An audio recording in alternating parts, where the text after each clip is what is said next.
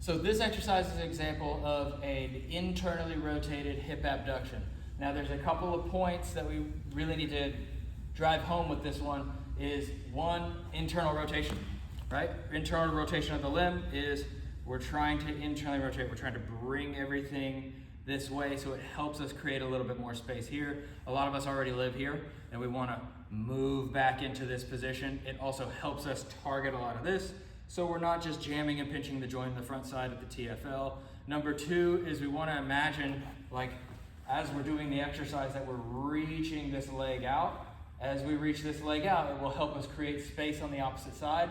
So we're not just side bending to do the motion and then just jamming the QL joint all the way back, or the QL muscle and all these lumbar facet joints up in side bend, right? And so a lot of people that end up with this QL muscle spasm, they're really requiring the QL to do a lot of the jobs of the hip or the adductor or the hamstring group. And so now we really want to isolate and target these. Secondarily, this is an initial exercise, right? So this is to warm things up, or it can be the exercise that leads to harder and harder things going forward. When we go forward with exercises like this, it's a learning mechanism. So we're trying to think, hey, how do I feel this? And I feel this muscle creating that motion so that when I have my foot on the ground and I'm creating pressure through the foot, now I'm connecting or closing a loop, right? From the foot to the hip, or to the knee, to the hip, to the low back. And it can really ramp up athleticism. It can also really ramp up how our force production works through the limb, and also not depending on muscles that aren't designed to do that primarily, those movements primarily, right? Depending on the primary mover of that action or that joint. So, looking from the side, right? We want to be completely straight. We want to avoid looking down at our foot. Trust that you know where you're going. Trust that we're going upward with the leg.